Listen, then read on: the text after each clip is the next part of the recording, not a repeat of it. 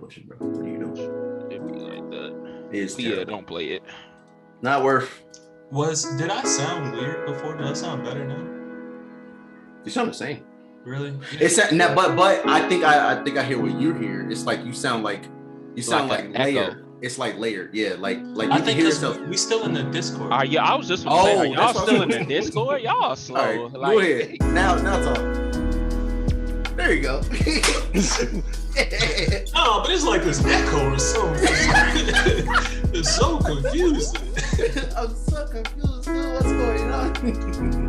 You sound fine. I appreciate that. No, All right. for real.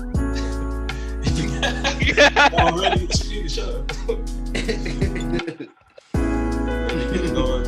I'll mark where we get started from here. Y'all good? Get ready? All right. Hello, world, and welcome back to Press Restart, their number one podcast on the interwebs for Let them know everything, literally everything, from games to anime to entertainment. You are going to hear it from us and celebrating Black voices and Black thought. Black Lives Matter. Let's go ahead and let my co-hosts introduce themselves. We're gonna move it over. I see Clay drinking. We're gonna do Daniel boy. Yes, sir. I am Daniel. As you may know, you can also call me, I guess, by my Twitter handle, The Realist. And anybody that know me on any games, gamer tag, Xbox has always been Eternal Pwn. So Eternal 92. usually in my name somewhere. So any of those is fine. And glad to be here for Ep 1, but you know, our second Ep. Yeah. We ain't gonna talk about that. But Daniel boy, thank you. Clay. Hola, ¿cómo estás? How you guys doing? I am Clay. Well, I'm Clayton, better known as Clay. Everyone calls me Clay. Enjoying my time. Everybody knows me. Actually, people know me by so many different monikers. Standing, Logic Bot, Wombo Combo. What else? Angel Boy 134, Anarchy. I have so many different names, but better known as Clay. That's me, Clay. Here to enjoy the show again. It's been great. Good to hear from you. And I forgot about that name for a minute, G. Anarchy. That was your first gamer tag, wasn't it? When we met? Yeah. Anarchy was he's actually still I like to say he's still alive. He's still technically the what do you call the character that's like the protagonist but not the playable character in a video game or something like that? Like NPC. Would it be an NPC? I guess it'd be a protagonist NPC or something. But You got an NPC protagonist. You got a Colette. Come on, bro. So wait, is this an alternate personality? No, it's a character I created with There's so many levels of what Daniel just said, like people will never understand. He said you got yourself a Colette. For people who don't understand, Colette was on Tales of Symphonia. I don't know if you guys ever played Tales of Symphonia, but she was a character you could play as, but she was technically the protagonist. You couldn't play her for certain parts of the story. For certain parts of the story. Even though she still be there. Literally the protector. Right. No, she's not. So okay. It was like a Kingdom Hearts thing with Goofy and Donald. I wouldn't even put it on that. Pretty much. But Colette was Goofy. She was a goofier Goofy. Damn. Clumsy, bro. She was. Let me go ahead and keep round out introducing our hosts. Marco, how you doing, man? Tell us how you feeling. I'm still getting over a goofier Goofy. Right. But I'm Marco, Winslow gamer. I don't have Facebook or Instagram anymore. Taking a bit of a break from social media because social media is toxic. I hope you watched the Social Dilemma, and that's the reason why. That's why I. The Social Dilemma. I'm serious. That's the reason I watch. That's the reason I don't got social media. It was a documentary on Netflix. You should check it out, Marco. It's actually really fucking good. Yeah, I'm gonna have to check it out. I just like got off of it for like personal reasons and stuff like that. But makes sense. But yes, like I'm happy to be here. You know, episode 0 last week was fun. I'm ready for the official episode 1.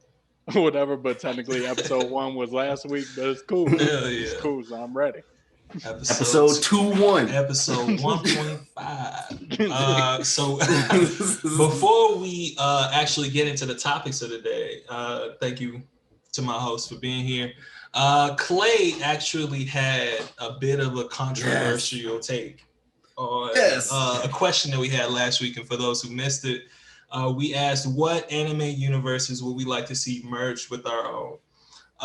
And Clay took Dr. Stone as his option. And from there, I'll let him explain because he sounded very neo-Nazi in a way. So let's go ahead and let him correct himself.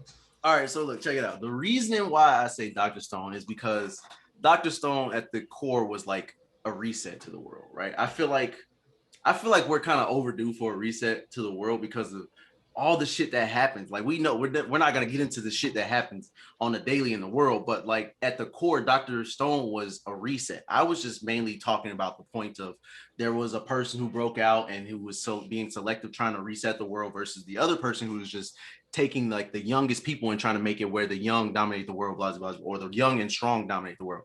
Like I'm looking at it as the world needs a reset because, and that's not no correlation to, press restart the show title, but I'm saying a world reset because it's a lot of fucked up shit happening in our world. You know what I'm saying? Like a lot of fucked up shit, even behind closed doors, actually blatantly and open. And I feel like it'd be a nice reset. You know what I'm saying? Even I would be okay with going. You know what I'm saying? I'm not saying that I want to be this person that dictates the new world, but it's almost like a reality check. You know what I'm saying? Like if the world is reset, then what if the first person to break out is a person who's not really techno savvy, or a person that breaks out that's not really book smart or street smart, you know what I'm saying? And then they don't know how to make other people come out. It's a world reset, you know what I'm saying? So I don't know. It's just so many different like outcomes that can come from it, but I'm looking at it as a reset to the world. That's the way I look at it. By specifically choosing Mexicans because they got curly No. That was no. I'm no. The reason why I brought that up is because like when you look at a person, you could usually tell like what nationality that person is based off of the distinct features that they have. You know what I'm saying? Usually Black people have curved noses and curly hair. Excuse me. Usually Spanish people have long curly hair, but that's why I brought that up as an example. And I don't want to sound like a neo-Nazi, but that's what I meant when I said like the world reset, and that's why I would pick Dr. Stone. So got you. Okay. Yeah. All right. I appreciate you providing a prize to the podcast. For those who don't know, that's your word of the day. That means to provide information. We didn't have a word of the day for the last episode, man. Yeah, we getting education. Well, that was episode 0. This is right. We gotta learn our routines, bro. All right, so let's say the word one more time, so I can make sure I got it down. APPRISE. I'm actually gonna write that down, so y'all know I write down stuff. Spelling bee champion, right there. I like how you spell. I know, right? All right. A prize. Can you use that in a sentence? Can I get an origin? What's the country of origin? I know when I heard people ask that, I was like, man, they for real take this shit serious. Hey, can we quick side like how does that help you? Like because I never understood. Like because certain languages have rules like typical rules for their words and spelling and things like that. So they not only learning words, they memorizing the way that different countries but top level different language rules essentially, because like a lot of English words actually have silent letters and a lot of different countries don't have that. So that's why like knife, for example. Knife. I mean, but that's simple. You spell it like you spell like knuckles, right? Like exactly.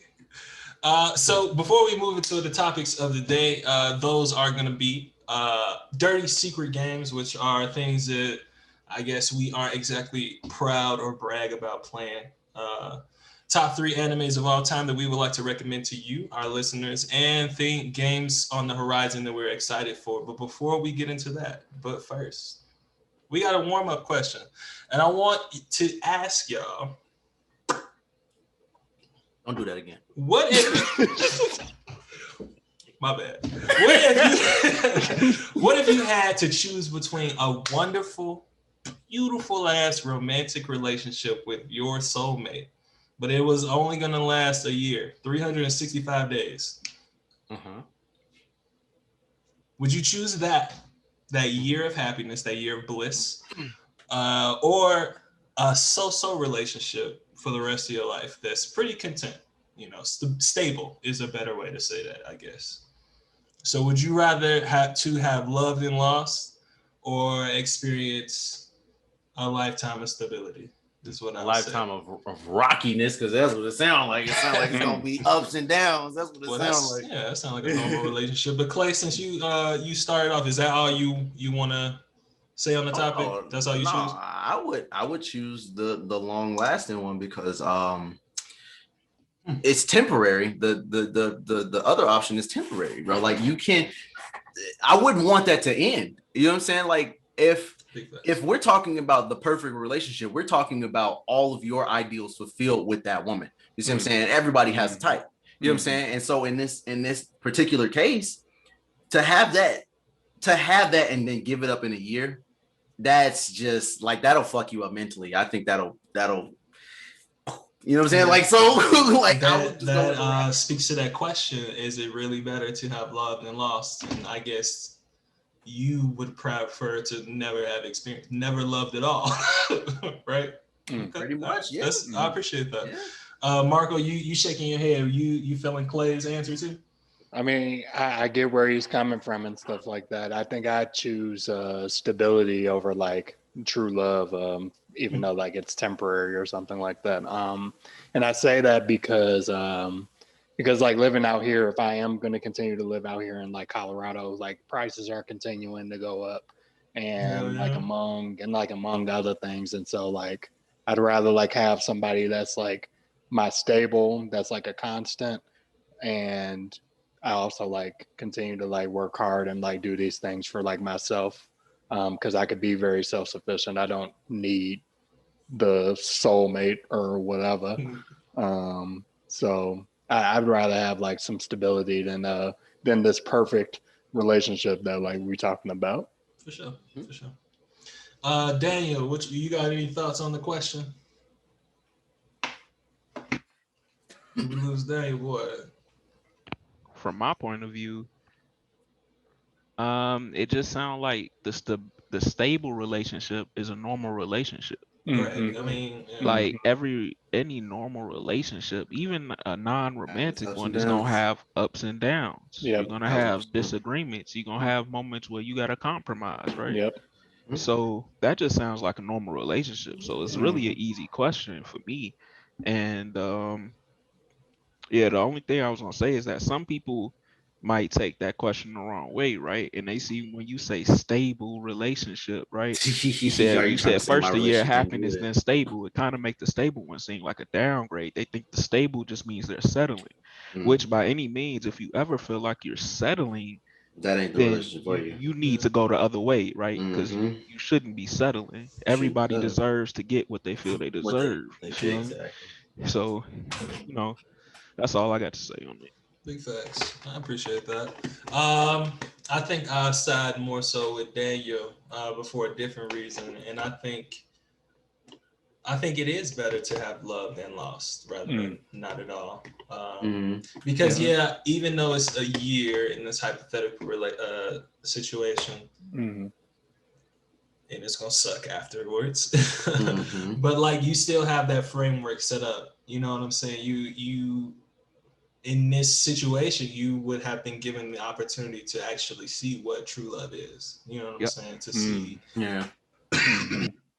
see actually what your significant other you might actually need in a significant other rather than what you want. So I think I would choose the terminable relationship over the lifestyle of stability. Because even after I've loved and lost, it's not to say I couldn't love again, you know? Yeah. So you're choosing the 1 year? Choose the 1 year, hit it and quit it.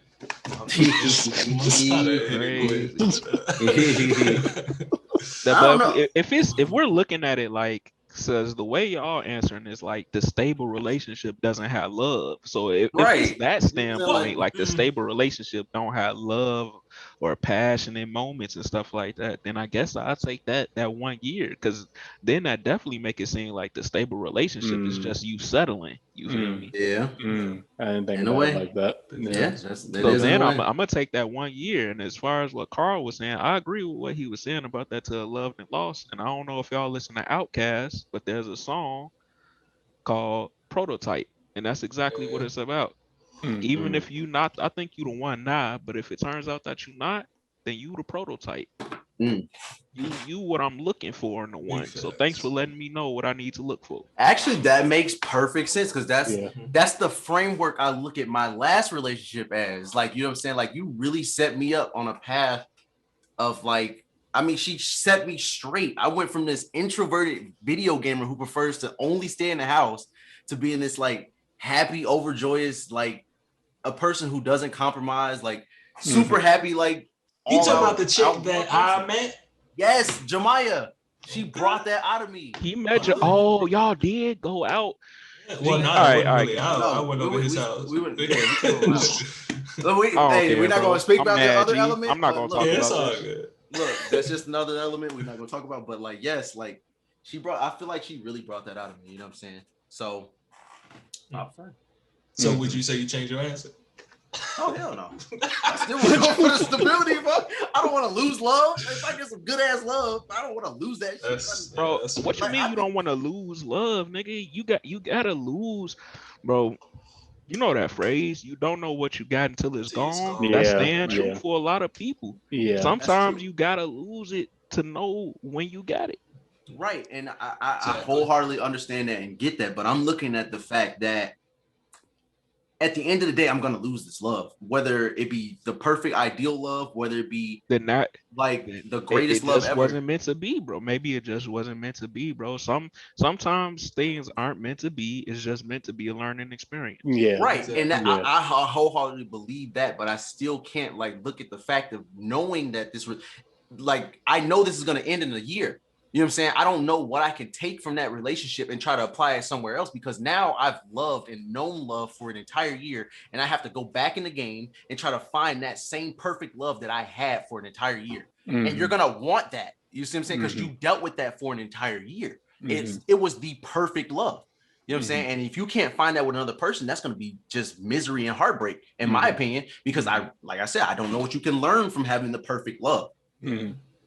So I mean, which is why I don't turn it down. You know, exactly, because you can learn. You know. But what were you saying, Mark? I'm sorry. Well, for me, like, because I don't want to like linger too much on the topic, but like I'd still opt for stability, and I just say that because like I have some things that I need to work on myself, and I can't really like love someone else if like I'm not like completely there with like my own self first. Right.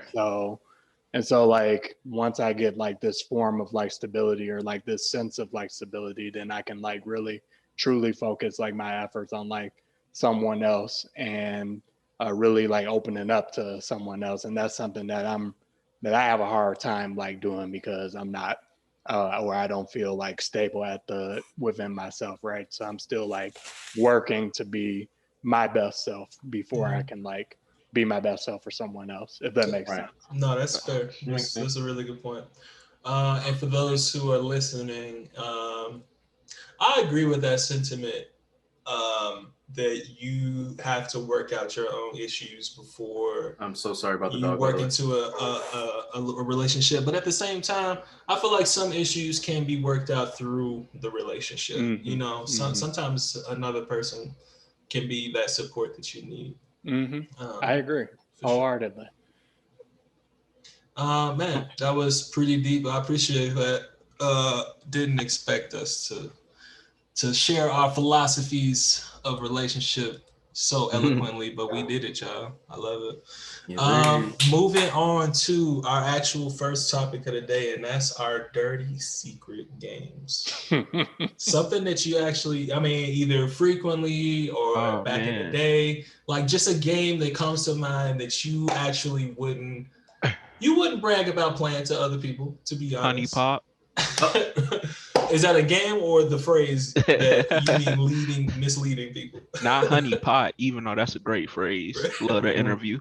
Uh, no, I was saying Honey Pop. It's a little game on Steam. You know, I'm not gonna go into detail, but it's a fun little puzzle game that I played through a friend. I'm not gonna say his name, but you know, their Steam accounts or whatever, link them. And I saw he had this game called Honey Pop, and I decided to play it. And it was a fun little Honey puzzle Pot game. video game? No, Pop, P.O.P. Honey Pop, Oh, like Pop, gotcha. HUNNIEPO. Oh, it's big with a U. Okay. Oh, like the way, oh.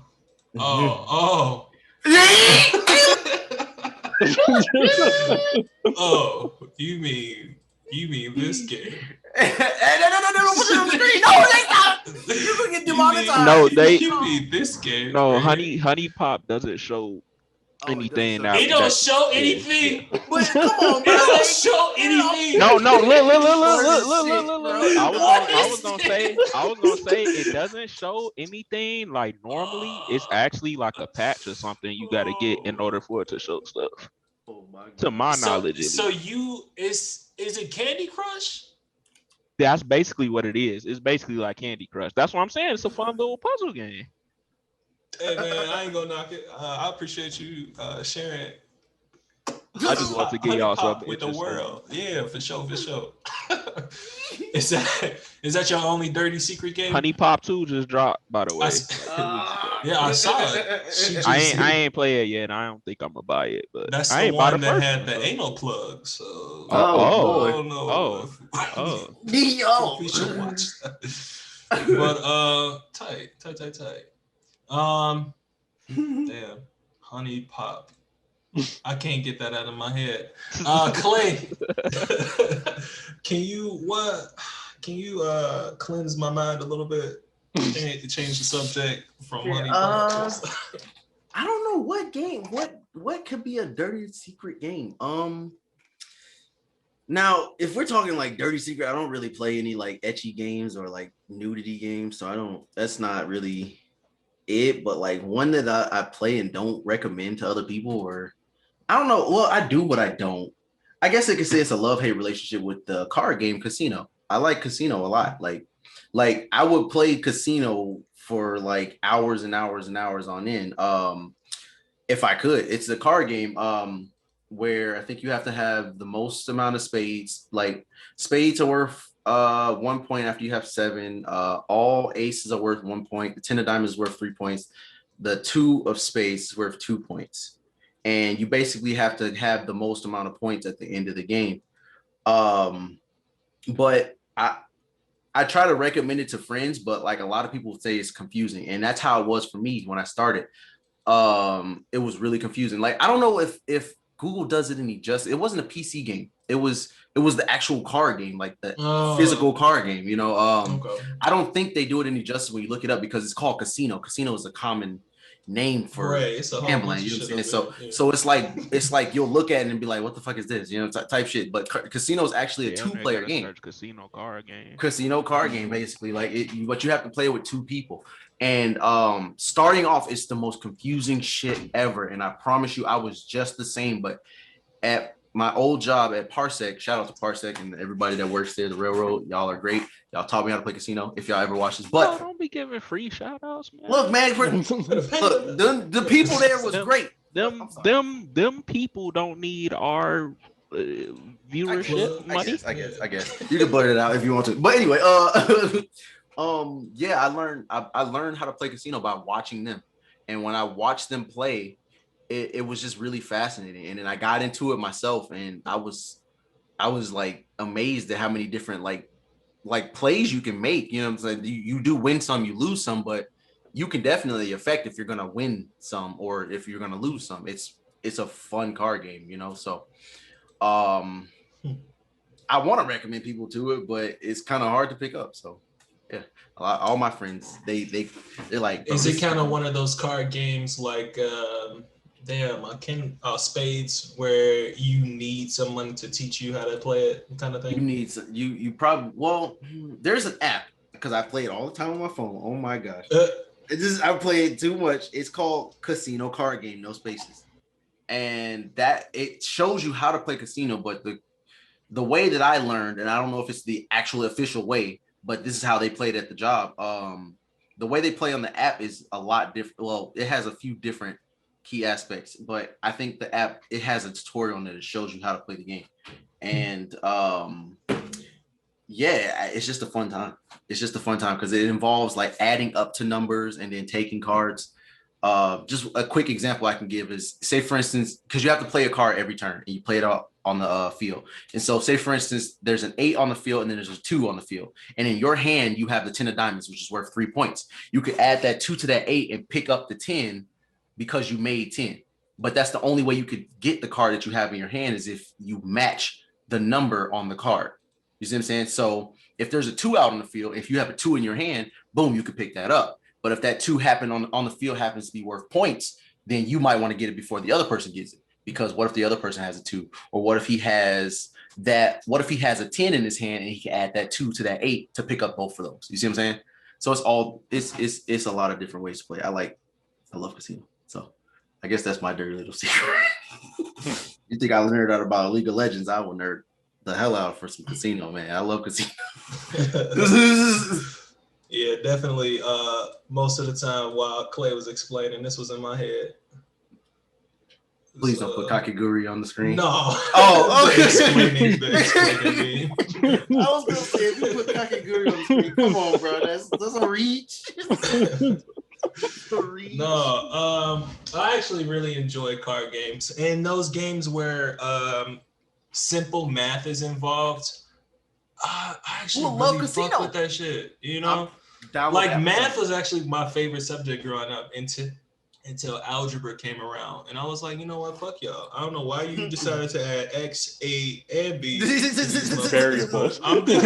I'm good. I don't know what's wrong with y'all. Marco, my boy, Clay, thank you. Marco G. Yes. What about you? What's a secret or a dirty secret game? Something that you're not really proud of? I don't know. Damn, I'm actually something really that is low key that you love that you would like to share. Yeah, for sure. I've been thinking about this the whole week, and I feel like it's Pokemon Go for me, to be honest with you, because I really enjoy like how much, especially like when the pandemic began, like how much exercise I was getting out and walking. And like trying to hatch these 12-kilometer like fucking eggs. Long as hell. Yeah, that's true. Right. And kilometers so though. and so like because like this game is like always like releasing like content and always like updating every year or however so often it updates. I feel like it updates every day, but that's another story. But it was a shiny Celebi. I ain't never had one. Yeah, right. And so I always like get my students to like, I'll give them like my phone and I have them walk around to the school. Like it's a way for them to take breaks from class or something like that, right? Yeah. Oh, like, okay, here, nice. Go for a walk real fast. You take this with you. Well, what for, Mister? I said, I need you to like hatch this egg for me. Get the power jogging. Grown folks' business. right. Yeah, I'll have them like go down the hallway or something, like go to like the water fountain or like go downstairs and walk back up the stairs. So it's a lot of fun, and that's like a guilty pleasure game for me at the very least. Yeah, that's a good one. That's a good one for sure. Hey, I still be playing Pokemon Go a little bit. What was you saying, Dave? Same. Yeah. I was going to say the same thing. Like I don't still play it, but I did up until a couple of years ago. But you know, I gotta admit, I definitely wasn't actually walking around. I had a little mod that let me have a place to walk around on the map. and I could teleport myself anywhere. So I was Mhm. teleporting to Japan and Yeah, getting That's what I was processed doing and too. stuff. Yep. Yeah, Find a when Pokemon it that you was can only events, find out there. yep. When they Yeah. had them events for like Moltres and Yeah. Zapdos, I was teleporting to New York and stuff like that, grabbing a whole bunch of them. That's hilarious. Yeah, no, I did that one time on my account. It was like, I don't know. I just wanted to participate in the Australian Community Day because they damn near 12, 16 hours ahead of us. So Yeah. I was able to do 2 community days for this Pokemon I really liked. What did you get out of them? Kangaskhan in Australia? I don't even think I had found a Kangaskhan at the time, but I did get like Chatot, that little Oh, music okay. bird. He's Yeah. exclusive over there. Damn, I just realized that Kangaskhan sounds like Genghis Khan. Kangaskhan is Yeah, all G. around Australia. You could get them at any time though. And I think it's mostly from eggs. Though. They're not kangaroos, bro. Bro, I was being Is it serious, not? bro. Like I went to Australia and got some Kangaskhan. You feel me? Oh, Yeah, and like where do you get Farfetch'd from? Like, is he in Australia too? That's Japan. Oh, They're okay. exclusive to Japan. Oh, okay. Yeah. But damn, my dirty secret game, I guess, would be.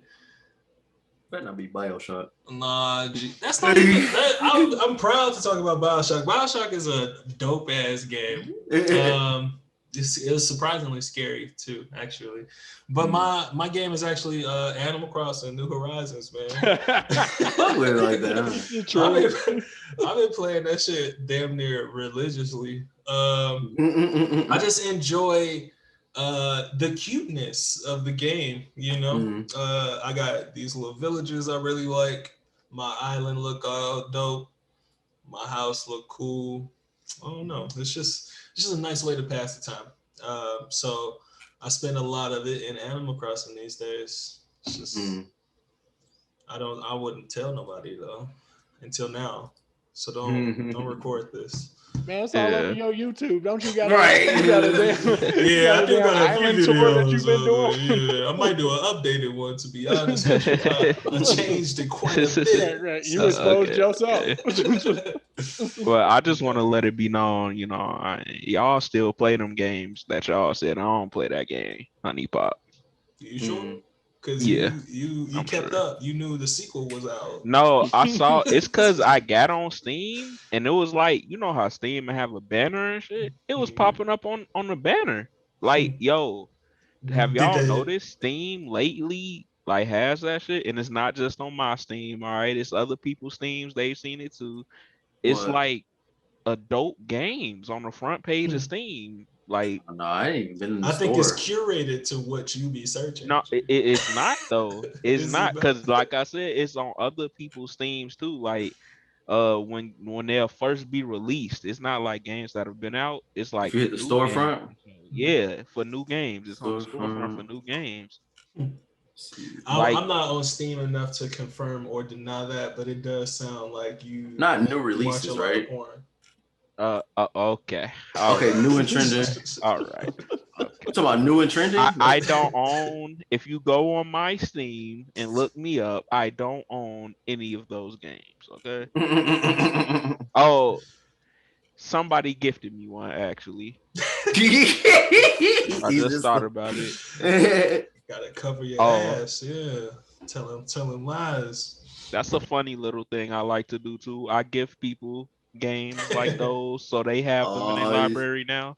Yeah, I'm gonna do that to Tyrenzi. Actually, now you said that. Because as soon as you accept it, hey, gift him this game. Yeah, it's a game I gifted one of my friends on Christmas. I'm already called Showering with My Dad Simulator. Never mind. That was a long game. Nah, bro. No. What? It's like $1.50. Is it? How? What kind of simulation are we talking here? Bro, it says it all in the name. Come on, bro. Yeah. I'm not sure. Press restart. Audience. It's like pixels. It's like some pixels. I don't even know what's in the game. Just look up the game on Steam. We'll just look it up. Yeah. It has a You should it have just has a showering funny with name. daddy. I think that's gonna bring up. Showering with daddy. It's gonna bring up quite a bit. You gotta get your damn video demonetized over That's here. what I'm saying, bro.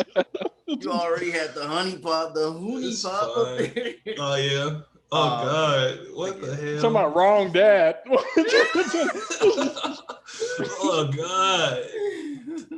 What the Lather up. What the Magnum Lefty? I use shampoo. Okay. It's a mix between the lunge and crunch. It's called lunge. Okay, dad jokes. Lunge? Dad Dad jokes. like a motherfucker. Illegal. Yeah, It it got got towed towed. away. Okay. Yeah, we're done. We're done here. I will play that just for the jokes. I ain't gonna care with you. Oh, that was a good share. Censor shit on the Discord, right? Damn. I can't even use the showering with dads thing to segue into our next convo, man. But what are y'all? Have y'all thought about y'all top 3 favorite animes? Let me go ahead and bring up the list real quick. But it's not just animes; it's animes to recommend to people. You know what I'm saying?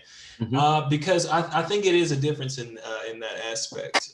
Animes that you like, for example, Attack on Titan, I wouldn't necessarily recommend that to people who don't get into animes.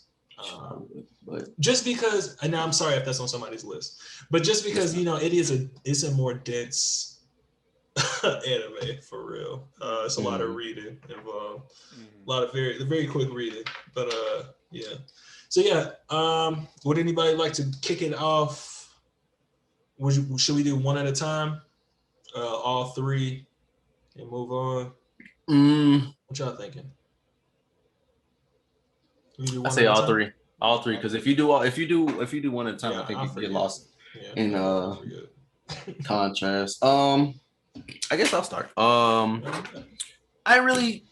I haven't thought about it like too much, but looking at my list of animes that I've gotten into over the years. At number 3, what I would recommend to the world as a good watch. And also, so everybody knows, I'm not going with the popular animes. That's not what I'm gonna do. One, I would say, Kuroko no Basket. Kuroko no Basket is a basketball anime, and I'm not into basketball. I'm not even into sports. Like, I'm not into sports at the fuck all. But watching Kuroko no Basket was like watching Dragon Ball Z on a basketball court. It was the most entertaining and well fleshed out thing that I've like watched in a while. Like, it's something how an anime could explain a sport almost better than, not almost better, let's say in a way equal to watching like the NBA or NBA highlights or what people explain, like I guess tutorials on how to play basketball or play a sport, period. And Kuroko no Basket was an anime that it talked about, it basically introduced basketball to me. Like, I know more about basketball now after watching Kuroko no Basket than I have ever listening to any of my friends talk about basketball, because I asked a lot of dumb questions, like what's considered the 3-point line, like what's a like, not a foul, flagrant fouls and stuff like that. Like, I don't know what most of that stuff means, you know what I'm saying? But after watching Kuroko no Basket, I can understand. I see what it is. You know what I'm saying? I understand what it is, you know? Mm-hmm. So Kuroko no Basket, I would put that at number 3. If you've never been into basketball, still give it a watch, because the story is A1 as well. Like, you'll definitely fall in love with a lot of these characters. Yeah. That's a good recommendation. It's actually just added on Netflix for those who... Wow. Oh, yeah, it is. Kuroko's Basketball is what you want to look up. Yeah, Kuroko's Basketball, Kuroko no Basket, Kuroko no Basket. You know, those are all the I guess I want to say aliases that they go by. So yeah. But nah, G, this squad of black folks, piece them up. G. No, okay, I remember that. I remember that. I remember that. It was pretty tough. So yeah, that's one. Two. Number two. I would have to say. Damn, do I really want to say that?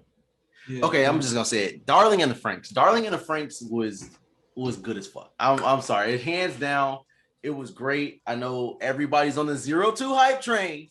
Okay. I get it. It's XX. So I get it. Darling and the Franxx. Everybody knows who 02 is. Everyone, okay, you gotta blur that shit out. But I don't know what that's 02. Take out 02. Take out 02. What does 02 mean? 02 is her. That's 02. Oh. That's her. Everyone knows about 02. But the story for this anime was fantastic. Like, anime has a hat. It's kind of like that. The thing is, though, anime, for anybody who never got into anime is literally overly sexualized. And I guess that's just the culture in Japan where it's made. It's a lot of it is overly sexualized. But if you can look past that, if that's not a gripe for you, animes have really good story behind them. I actually met somebody who has gripes about like overly sexual, how overly sexual anime is. But regardless, that's here no there. 02 was it was a fantastic story. It was I guess the world's being overrun by these creatures or whatever, and they were like kids. They had to have some type of synergy in order to pilot the robots. The robots were piloted like by the men, but they were operated by the girl. And it's kind of weird, you know what I'm saying? Like, that's why you have that scene where you saw like the undershot or whatever. Like, they have a lot of those scenes on there because that thing on her back is literally the control panel for the men. You know what I'm saying? It's super overly sexualized, but the story is fantastic. You mean this control panel? No, the one on her back, not the one on her behind. This is that one. That one. So yes, I'm telling you, it's a great anime if you can look past the overly sexualized stuff about it. If you're a person who really like gets into story, you'll like the show's story. It's really good. It's actually a kind of a sad ending, you know. It kind of made me get all teary-eyed. So it's done already? Whoa. Don't talk about the ending. Let's okay. Not get spoilers. Right. Yeah, you're right. Let's just do general descriptions, right. General descriptions. Okay. You're right. And I said I was leaving all like popular animes out of this. Like, there are a lot of good ass popular animes. We're talking My Hero. I'm not even gonna say it. But anyway, yes, there's a lot of like. I'm not gonna put those on my list. The Demon Slayers, we already know those are great. Anybody will recommend those to anybody. But my final recommendation, my number one recommendation to anybody that wants to get into anime is Haikyuu. I fuck with Haikyuu. Haikyuu is so good. You get so attached to Hinata and Kageyama. So like, you get so attached to them. It's a volleyball anime. Okay, for anybody watching, it's literally an anime about volleyball. I've never learned this much about volleyball ever. I've never cared about the sport in my entire life. I thought it was a female's sport. Like, that's how ignorant I was to volleyball. And then when I watched Haikyuu, I got so attached to it. I literally feel like I can play volleyball and be content with my first loss. It looks so fun and fast-paced. Haikyuu was my favorite anime of all times. Like, it's like a mix of, like, I think it's a mix of not ecchi, slice of life with sport. Like, you get really attached to these characters. In the middle of that picture right there, that's Hinata. Hinata is like, what is he, like 163 centimeters?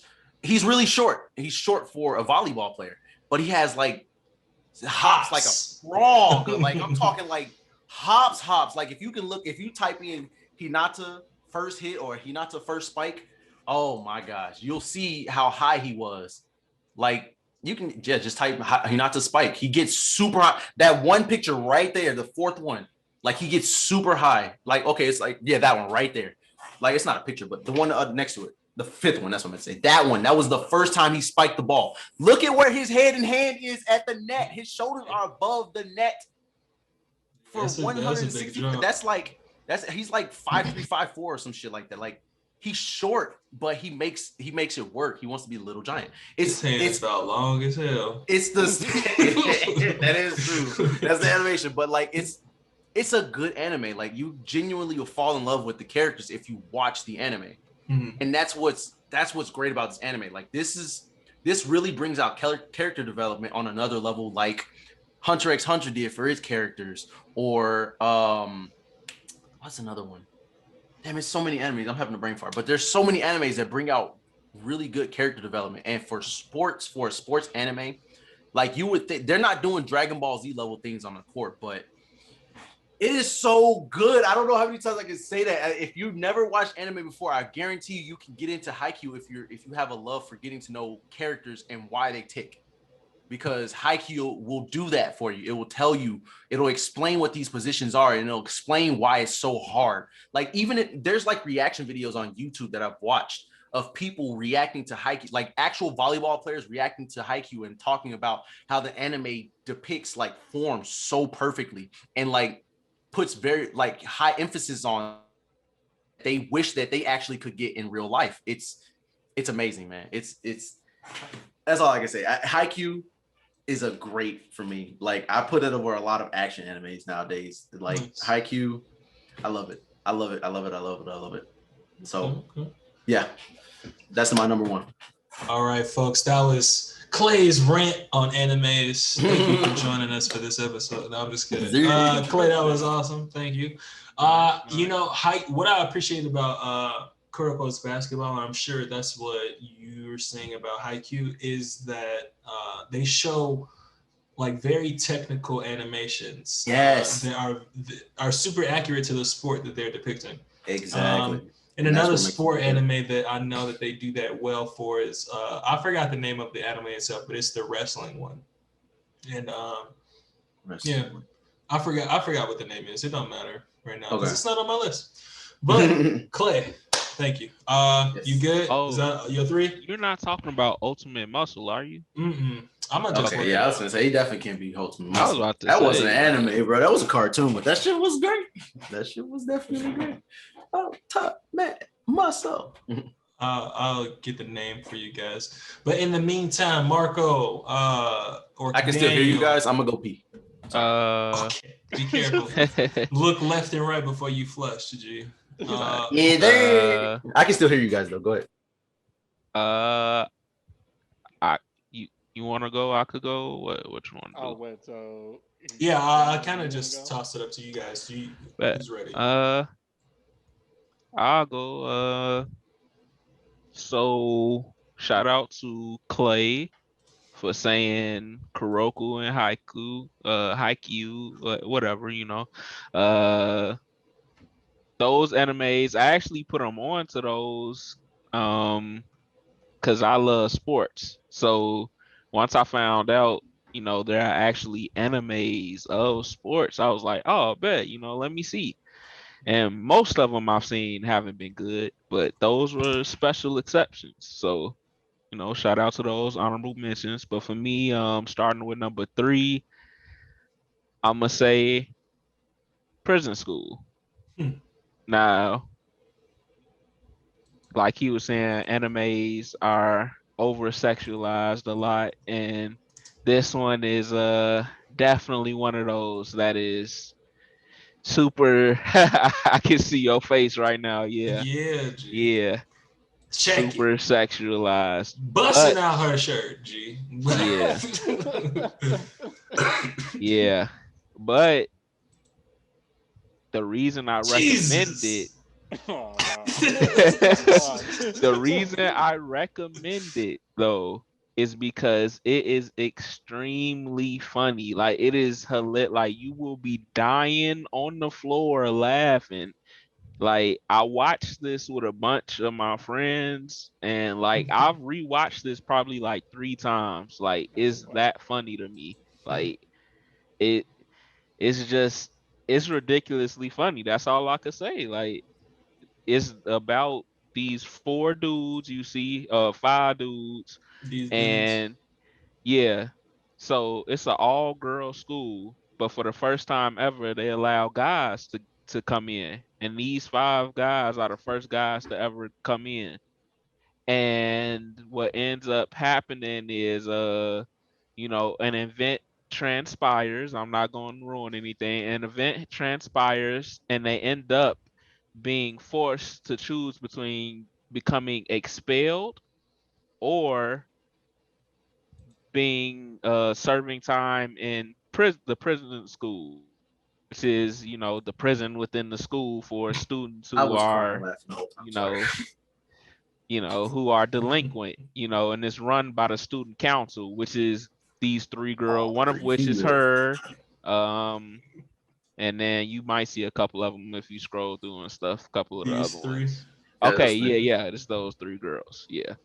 So, yeah, and then so it's all about them serving their time and dealing with the events that transpire, and it's all type of wacky situations and stuff, and it's just gonna have you dying laughing. You're gonna be crying laughing watching And this it's shit. If the you have a thing sense of humor, is, especially. it's only 12 episodes too, so it's Yes, sweet it's and short, and yeah, the Why character's is faces, he- bro. bro, it's That literally drawn alone, like that.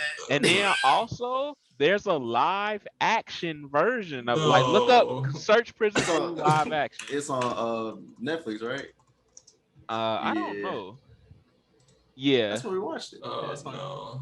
That's where we yeah. watched it. Yeah, it's hilarious, bro. I'm sorry. That's like, Yeah, I can see her hey, cleavage Daniel. already. By the way, Daniel, Jaleesa does not like prison school. I don't know how. It's okay. It's okay. I don't know how. She also doesn't like Drake, so Yeah, she canceled. Yeah. That's great. No, let's not cancel Jaleesa. Oh, man. Okay, yeah, prison so school. yeah, That's a good first one. that's G. 3. So my number 2 on my list is One Punch Man. Oh, this was that wrestling anime, by the way. It was I've never seen it. Hinomaru. Yeah. Okay, I've never seen this before I've or never heard seen of it. it. It's on Hulu. It's pretty good. Okay. But yeah, One Punch Man, excellent choice. Keep going. What's it about? It's about that bald head guy right there. So basically, we're in sometime in the future, the world is divided into these sections, and I can't even remember the whole backstory right now. It's been so long since I seen this. But yeah, there's monsters, and there are monster attacks, and there are horns that go off, and there are grades to the threat level. There's threat levels basically for the attacks. So there are heroes that come and fight these monsters to protect everybody. And this guy is one of those heroes. But you will see that he doesn't quite get the respect that he deserves.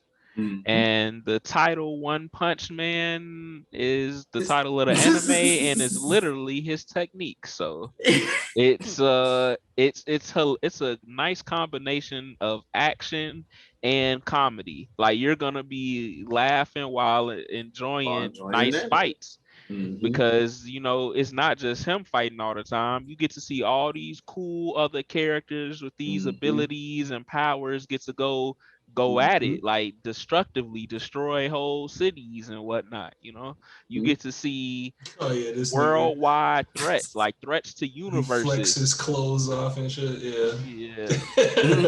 It is a lot of good characters in there. That's a good one. Very, very good animation. Very good animation. Oh my gosh. You know what's funny too? Jaleesa doesn't like this either.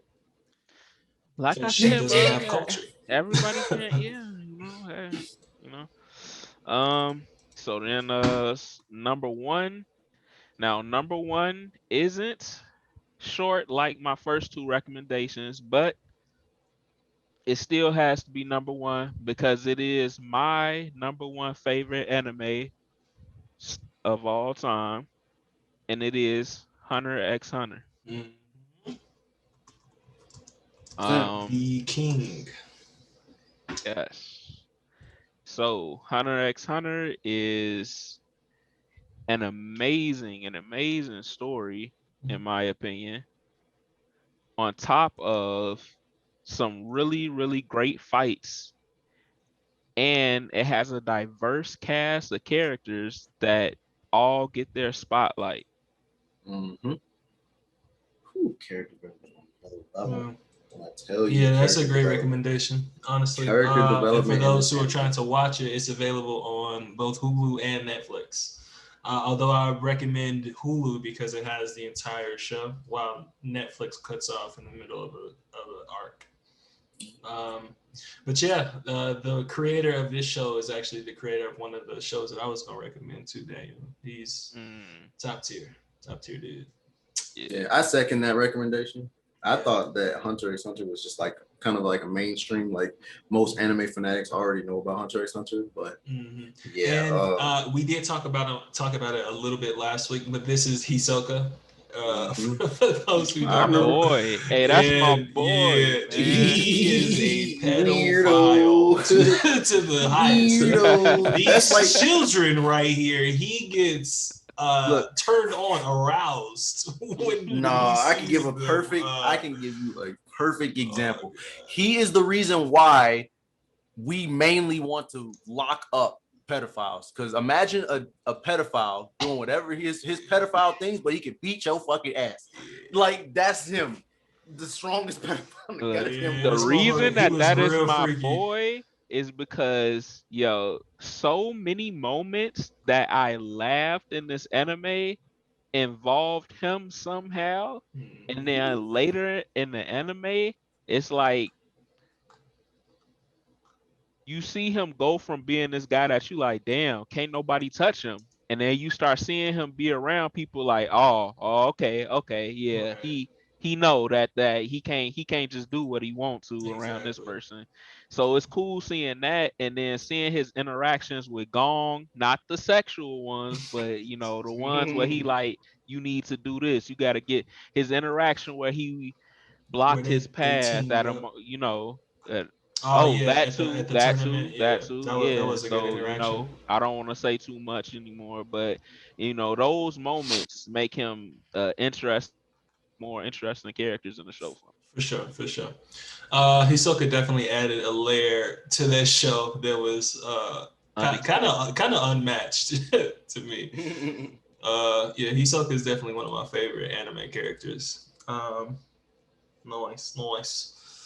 Marco, my boy, what you got for us? What shows you got to recommend for the world? Excited to do this when you pose this question. So forgive me if I like nerd out, but like my number three would be Fairy Tale, and I started reading Fairy Tale like when I was back in college, when I was going to college in Miami, like literally binge read like the entire, not the entire series because it wasn't caught up and it wasn't over with by that time, but I ended up catching up, and it's basically about a struggling young author named Lucy who's trying to get money to pay her rent because she's struggling. And so she meets Natsu, who's one of the main characters, and Happy. And Natsu and Happy's the cat, and Natsu is the redhead dude with the vest on. He's actually a son of a dragon, but that'd be going too much into the story. I mean, that'd be going too deeply into the story and spoiling it for people who didn't read it yet. But it's really dope. They're part of this guild called Fairy Tale, and they go around and they make money and they fight against these powerful mages and wizards. And it's a super dope show. Overly sexualized, obviously, but but it's I really. didn't I see here. I'm sorry to cut you off if I did. Is it really over? The final season already came out? Yeah, the final season already Oh. came out, but the manga was over with before like the anime like finally caught up to it. And it just I think it just ended like a year or two ago for the anime, but the manga's been over since like maybe 2016, 2017 or something like that. And it ends really well because you get so invested in each character. This show does a really good job in building up all the characters in there. It's not just some ass pull like in Dragon Ball where Goku acquires like a new form like on the brink of destruction, right? Everybody like has their moments. Everybody gets their ass beat equally, and like different characters have times to shine. It's not just the main character overcoming, you know, the big baddie. Everybody like has overcome like a big baddie in like their own right. So Fairy Tail, if you guys Yeah, haven't checked out Fairy Tail yet. I appreciate when shows do that, like Naruto. Mm-hmm. Mm-hmm. And then I guess my number two, if you guys didn't have questions about Fairy Tail, I guess my number two would be Bleach. For me, Carl knows how much I love Bleach, but he can never get into Bleach. And I try to beat and up. yeah. And but basically Bleach follows this young man, Ichigo Kurosaki, lives a pretty like normal like high schooler's life. He lost his mother to this creature called a hollow, and it's basically like a displaced soul that you know comes to the real world and feeds on like other like souls and stuff like that. And then he meets Rukia, and Rukia is this soul reaper that comes. She's fighting against this hollow, and she loses very terribly to this hollow. She's about to die to the hollow, and she transfers her powers to Ichigo, and Ichigo becomes a Soul Reaper in training, a substitute Soul Reaper, and he goes around killing hollows, and yeah, like that's how like the show like builds up. From there, it goes really far. However, Ichigo is like Goku in the sense where he gets like ass pulls as well too, like on the brink of destruction, and he's one of those characters. But they do a really good job at like highlighting characters as well too in there too. Um, Kubo, the author, actually was rushed to finish the story, and it ended very anticlimactically. Um, so with the anime coming back, I hope that he fixes like the mistakes that he did by like rushing like the end of like the story, because there were a lot of unanswered questions, and I don't really enjoy like Clorox bleach. Just, and I don't really enjoy like reading stories that have like that leave you on like with unanswered questions, right? Yeah. You want to have like some type of like closure at the end of the story. And so with the return of the anime, hopefully we'll get Yeah. like some of those questions answered. Returning in 2021. Yeah. That's interesting too, because I didn't even think about that he could possibly change the ending and correct things with the anime. And that never even crossed my mind when I heard that the anime was coming back. I was just thinking, that's nice that, you know, I get to see some more Bleach, but that ending so bad, you know. It was a terrible ending, man. And like without spoiling nothing for anybody, like I don't think it's like even worth it to like go into like that second act, I suppose, for it. I feel like the best like Bleach should have ended when Aizen was defeated. And that's just like my opinion on it. How do you feel about that fight though? How do you feel about that Aizen, like how Aizen lost that fight? Like it, I don't think that Spoiler that alert. was even good. You know, that's why I don't even want to say too much. It's like it just wasn't good because, you know, yeah. Not say too much more, but I just want to ask how you feel about that fight.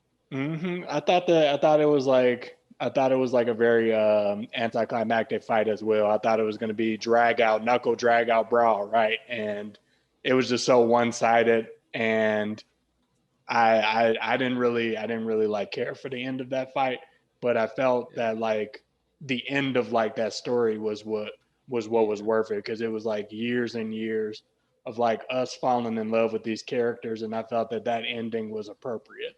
Um, and would have been a good way to cap off the series. But like, you know how people are with like money ploys and stuff like that. They try to like milk things, and Yeah.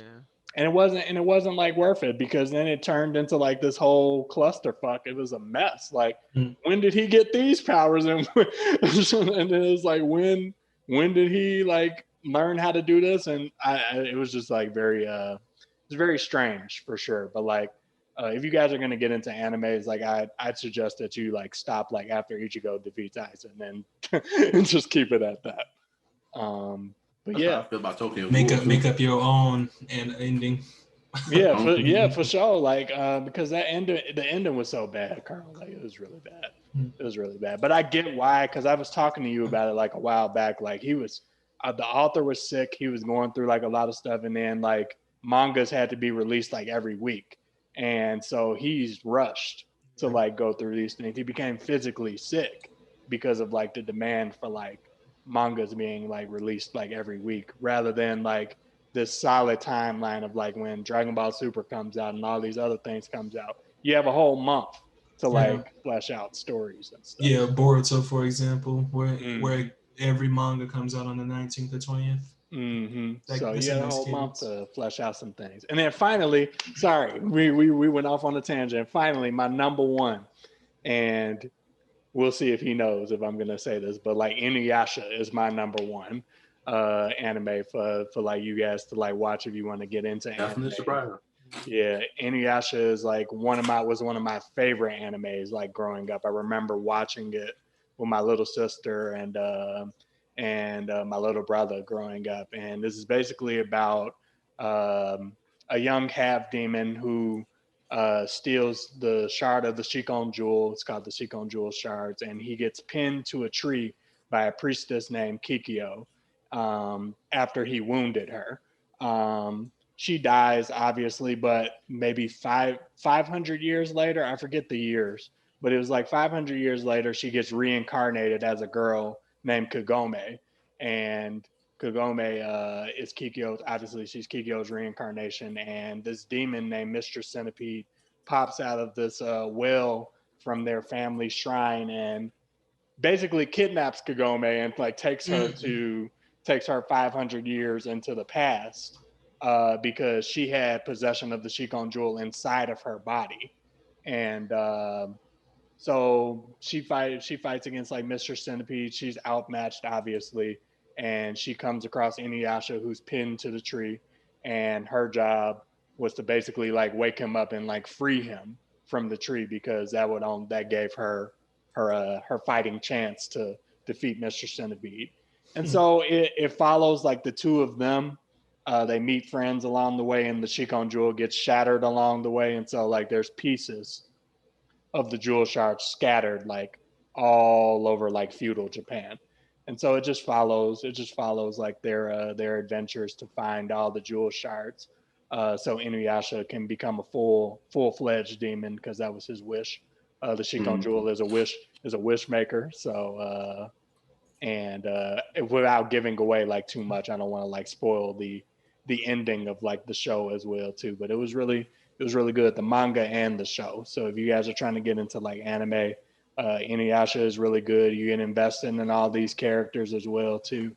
I've cried a couple of times in the show. It's very good. Great writing, great animation, great fights. And really cool characters with like that are very fleshed out and not somebody that's like stuck down your throat and somebody that you're forced to like. Everybody has like a great personality. A lot of people say that Kagome lacks personality, but like I disagree. She's like one of my favorite female like anime characters if I had Sick a boy. list of those. Yeah, right.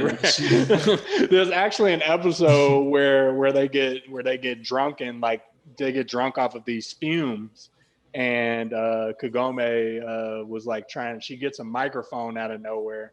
She talks about like how she's ready to sing, and there's this girl in the mountain that was trying to kiss up on Inuyasha and like all this other stuff. So Kagome hits her famous line "sit," but she constantly says it to him, and so he's getting slammed into like the ground and stuff like that as she keeps saying it. She doesn't let up on him. So it was a really funny episode. I'm gonna have to post a clip in the chat or something like that so we can check it out. Yeah. So is this their daughter? Yep. The spinoff series. So like when y'all get done with Inuyasha, you watch Yashahime. When did Hanyo no this come out? Yashahime. Yeah, that's their daughter. No. Yeah, say right Moraha. there. Oh. Yeah, That's their daughter. Hime. Yep, Moraha. That's their daughter. But it doesn't follow like Inuyasha and Kagome's daughter. It follows his brother's daughters. His brother Shishomaru and his daughters. So it's really good. Gotcha. It's a really good show. Really good show. But yeah, those are my top 3. Top 3. Damn. Thank you, Marco, my boy. I appreciate it. Those are some excellent animes.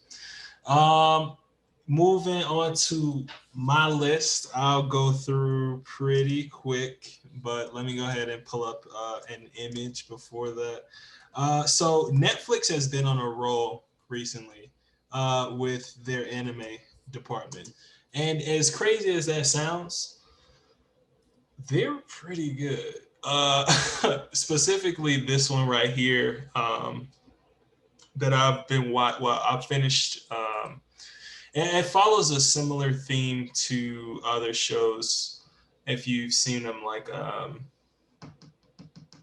Alice in Wonderland kind of thing, where you get teleported to this other world, alternate to your own, and you have to survive in that world. And the this type of anime that is.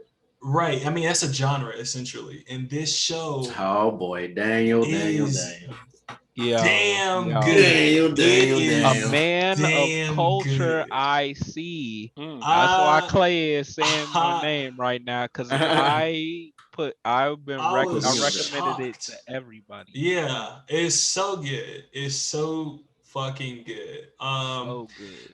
The show again is about an alternate reality where these high schoolers mostly, but just people in general, are being sent to this alternate Earth, and they It's have called to High Rise Invasion too. High Rise Invasion. There we go. Not Mhm. society. And they have to survive in this world, and they don't really actually know what to do aside from becoming a god in this world. And it's just really good. It's a really good show. It starts off overly sexual, but she turns into a heroine that you can actually really get behind. And usually animes don't do a good job of supporting female characters, but this one it's pretty good. I loved it a lot. Moving on to my next one, you can see me typing. It's gonna be Promise. What? Yeah. I didn't know you did anime. Also available on Netflix. First season. This was such a good anime too. Beautiful. I recommend beautiful people to story. watch this, actually. Well, it's actually not a beautiful story. It's fucked up. It's pretty fucked up. You see this fucking knife, it's because these kids is dinner to somebody, and you're gonna. That's the whole point of the anime. You find out who that is, and these kids are geniuses in their own right, and they just come up with plans to try to save their own life, and it's just about their journey, their experiences, and it's really good. Also available on Netflix, like I said. Bro, Carl, Yeah. can I insert all right, so look, Absolutely. I recommend this anime all the fucking time. I promise you, I don't know why I didn't put it on my list. I recommend this to first timers all the time. Like a lot of people recommend Death Note. A lot of people recommend well, actually just Death Note is like a lot of first starter anime. I would recommend if you like mysteries and stuff like that, I recommend Promise Neverland. I used Exactly. to, That's what I meant to say. recommend that. It's a good always mystery. recommend it. And the way that I present it is, imagine there's this orphanage and there's this knit family at this orphanage, and one of the kids gets adopted, and you realize that they left their like not an heirloom, but like one of their belongings behind, like something that's attached to them, and you go take it to them, and you find out that kid is not being adopted, he's being killed. Yeah. And you want to know why. And it's a great show. It really is. And that's all I really want to say about it, because the show, it does justice in explaining it on itself. Exactly. It speaks for itself. So that's my number 2. But before I say my number 1 show that I recommend to people who don't even necessarily get into anime, is going to be this honorable mention. And it's by the same creator that Daniel mentioned before for Hunter x Hunter. And he made Yu Yu Hakusho, the greatest anime to me of all time. Came out in the 90s. And it still holds up to this day. The theme song is incredible. Like, for real. I would play it in the soundbite, but fuck, this show is so good. and you get invested in all four of these dudes and their journey and how, and they all get like become beasts in their own right, you know? Yeah. And that's what I really appreciate about the show. And even when it becomes more focused about these three, it's not as good, but it's a great show. I love Yusuke and Kurama. Kurama's probably my favorite anime character of all time. Yeah, he's awesome. He's cool, calm, collected, smart as fuck, controls plants, turns into a fox spirit. Like this dude, he's pretty cool. The death plant. Come on, yeah. Yeah. So that my honorable mention before I get into the top, definitely got to shout out Yu Yu Hakusho. And then me top one, available on Netflix and Hulu, I believe, but maybe just Netflix. It's Parasite. Parasite is about an alien invasion on Earth, just like ours. No superpower, no Dragon Ball Z shit. And it's about these aliens trying to take over the planet and their plan. And it's about this high schooler. Of course, it's anime is always about high schoolers. It's crazy. About this high schooler who, I guess is a spoiler, but the alien doesn't fully take over his body. It only takes over a portion of his body. So they get into this symbiote type of relationship. And the alien kind of sees humans' perspective, and he kind of doesn't see the aliens at all because they're designed to kill and take over and shit. But they just work together, and it's about he kind of tries to save the world, but it's only a season. It's 26 episodes. I highly recommend it to anybody if you love anime or if you don't. It's a really good story. So really those, it was chef's kiss. Is the manga still going on for it? See, now I actually never read it. I've only watched the show, and I know the anime has not gotten another season for 4 years now, maybe 3. Okay. Yeah, which is unfortunate. It was so good. But yeah, awesome. Thanks guys for sharing those. We're gonna go ahead and move into our last topic for the day. And that could be real quick, honestly. What's on the horizon that y'all are excited for this year, or maybe even next year? Video games, movies, whatever. What's something coming down the pipeline that you are geeked about? Diablo 4. Yeah, y'all keep saying it. It's not dropping. I hadn't even heard that it was a release date. Nah, it's no release date. Look, man, I have a terrible history with like falling in love with games, and then when they come out, they're not it.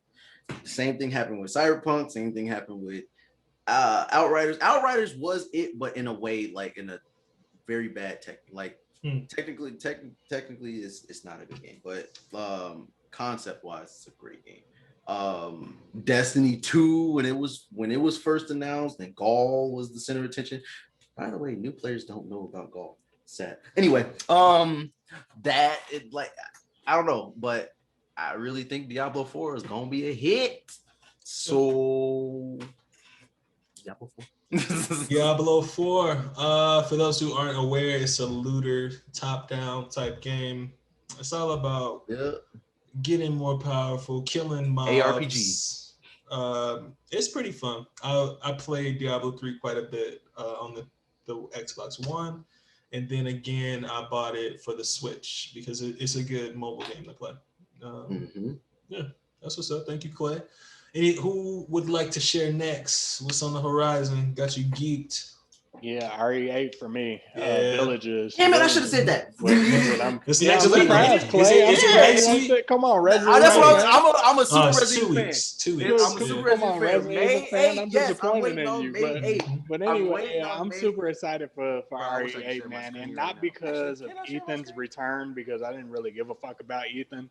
To be honest with you, I'm super excited. I loved Ethan. Jack made me like Ethan. Ethan. Right. The only thing good about Ethan, and like Jack's interaction was when Jack told Zoe to get her ass back to the house. That was You better get your ass back. Yes. Oh, that boy. Yeah, Jack was Clinton watches funny. this, or Clinton watches this post. We always had like an insider joke about it. Like, Jack so was get funny. your ass back in the It was house. actually this fight right here. I'll deal with you later. Zoe, you better get your ass back. Your ass. Yeah, that shit definitely Back in the house. It was that iconic ass fucking Krauser talking about. That's what I'm talking about. Yeah. Jack Krause. But yeah, like RE8, man, like I'm super excited because I'm more so interested in like the direction that they're going with Chris. It's like very dark and it's like riddled in mystery because like we don't know why he killed Mia. We was just like we just know that that something is going on. So whatever is going on with Chris, like that's what I'm interested in finding out. That's my favorite RE character of all time. So what I'm worried about with that, not to cut you off, I don't want Chris to turn into no motherfucking werewolf. Oh yeah, nah, hell no. I don't want him to do that that's either. what it seemed like is gonna happen. Look, we don't know. We don't know. I don't know, G. If Chris died, I don't know if I'm gonna play the next Resident Evil. That's what I'm saying. Come on, bro. That's what I'm saying. If he can survive Wesker, he can survive anything. Okay, no one should have killed Wesker. I'm sorry. I'm hands down. No, but I would love if, like how at the end of Resident Evil 7, Chris showed up, like Leon shows up at the end of this one. Leon is my character. I like him a lot. Yeah, Leon is dope as fuck. If I can go with antagonist, I would definitely go with Leon or Jill. But it probably lean more favor to Leon. But yeah, you go with antagonist, man, Wesker is the greatest antagonist known in video game history. I'm sorry. Yeah. I'm sorry. I'm hoping that like the boss at the end, like this Mother Miranda person, I'm hoping that it's like Alex Wesker inside of like Natalia, like when inside of like her reincarnated like body and stuff like that. Did Alex die? No, Alex was that was his sister. Yeah, that was Wesker's sister, Okay. and she hasn't died. Translated her consciousness inside of that little girl in that. Which one was that? What was that? Which game was that? It wasn't 7. Origins. It was like I think it was it wasn't 0. It was the one that came before. It came after 5, but it takes place like in between. Oh, Revelations. Yeah, Revelations. There you go. Revelations 2. So I actually like Revelations. Yeah, Revelations 2. Yeah. She succeeded at the end, and she transferred her consciousness into this like human host Natalia and stuff. Yeah. Like that. So okay, that will make a lot more sense then because I didn't remember if she died because I remember beating Resident Evil Revelations 1 and 2, but like well actually no, not 1 but 2. And I didn't remember if Alex made it out or not. Yeah, she makes it and she transfers her consciousness into Natalia. So hopefully this Mother Miranda person that has this mask on, like there's this big reveal or something, like maybe she gets her mask shot off and it's like fucking Natalia grown, but with Alex Wesker's consciousness. That'd be really cool. Dope. That makes sense. That'd be crazy. Before we move on, did you play the demo already? Yeah, I played the Village demo, and I'm waiting for Castle tomorrow. I'm gonna stream that shit tomorrow. So Lucky, go ahead, drop your stream and whatchamacallit chat, because I will be watching it. Because I don't have a PlayStation, and I hate PlayStation for taking it exclusive, but whatever. You know, I hate that's some petty ass shit. Look, no, I hate making exclusivity. a demo exclusive. Like, come the fuck on. I don't even know why would a publisher even agree to that. That's like.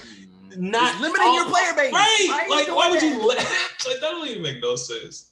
I mean, I get it; it's for the money, but my thing is, bro, like, I don't like exclusivity. Period. Like, I get Xbox is winning with their whole Game Pass. I get like exclusivity brings customers, but I hate that in general. Why the fuck do we have exclusive? It should be you pick this console because of this console's features, not because of this console's games. That's stupid.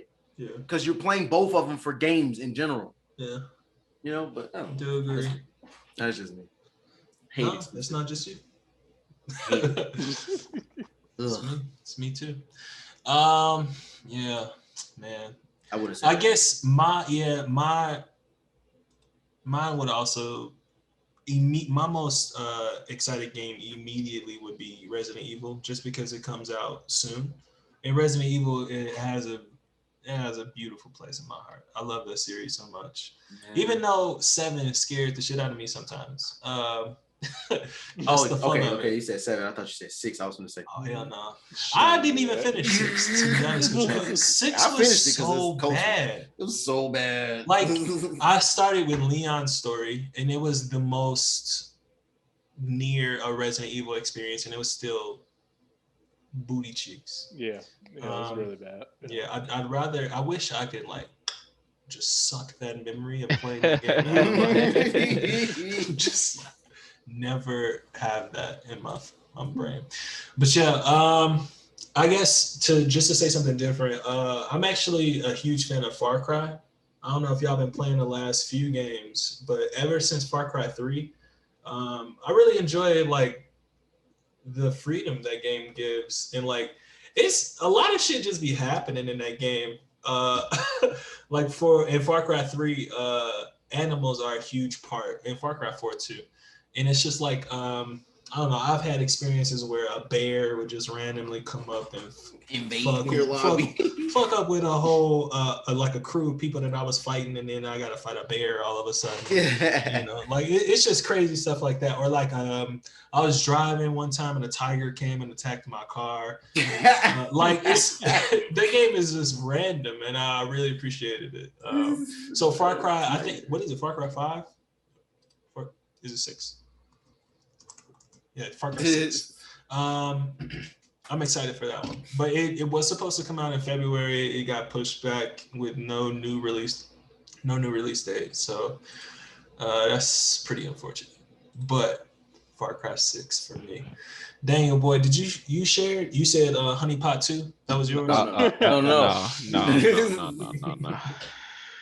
That's already out. But you know, everybody said Resident Evil. I don't play every Resident Evil personally myself, but I've seen multiple playthroughs of every Resident Evil pretty much, and I follow the story and I love the story. That's part of the reason why I'm so involved in the games. I just really love the lore of the Resident Evil world. So that's one. And two is this game Back for Blood. Oh shit! Yes, I forgot about it. I'm sorry. Go ahead. I forgot about So I'm gonna show the crowd with this. If you haven't heard of it, we could watch a trailer. Oh, is that the Left 4 Dead? Left 4 Dead, yeah. Yes, I forgot So about it. we could watch. Can we watch a trailer? Yeah, I don't know. Keep talking while I pull it up though. All right, yeah. So it's like you said, Back for Blood, as you could guess from the title, Left 4 Dead. Some of the makers from this Left 4 Dead team are behind this, and I played the the demo that was out, and I had a great time. There were some bugs, but it was a beta demo, so hopefully they worked that out. But the game was fun, and they added a whole new layer to the Left 4 Dead aspect by having these things called cards that you add to your deck. And you have like 20 cards in the deck, and these cards have abilities that give you passives or actives depending on what you pick. And you know, no game is the same because the cards you get from your deck are random each game. So it's pretty fun. And it's different characters, with each character has special abilities. So, Yeah, wait, I wish I got a chance. I'm missing maybe the explanation. Is Left 4 Dead with a card system now? Yes, it's a card system, and these cards give passives and or active abilities to you as you play through. And you know, just like in Left 4 Dead, how each map is broken down into chapters, it's just like that for this. And at the beginning of each one, you get to pick 3 random cards out of your deck to help you progress. Through. Yeah. Yep. Okay, that's it. I like that. And of course, it's still the same setup for 4 players. You unlock cards and stuff, so it gives you a reason to play. Yeah. Jesus Christ. I thought she turned into juice. Yeah, I thought she did too. I don't remember this that much. Yeah, I Oh, didn't see man. this trailer. Yeah, I don't remember this trailer. Man, I want to play it so bad though. I remember it too. I remember I didn't get a chance to play because like I didn't get the beta code. I had fun. Oh, Hey, and it was actually kind of sucks. challenging. Like that map they gave us, they only gave us one map to play. But I that wish I map, could if you have played played it. on the highest difficulty, like I was playing, it was pretty hard. Oh wish shit! I- It come out in 2 months. June. Yeah. Yep. I wish I could get into it. I just didn't have a code, man. I applied on 3 accounts.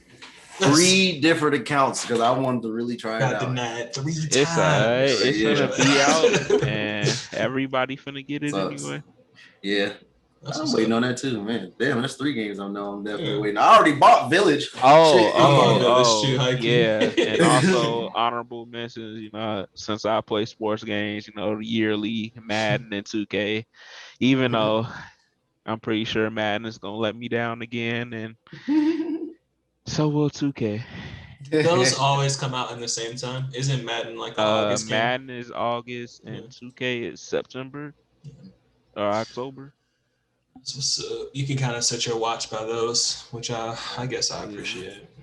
Yeah, that's what's up. That was a good list, boys. I appreciate it. As we go ahead and wrap up the show for this week, I want to thank you guys, my audience, my co-hosts. I appreciate I for real appreciate y'all.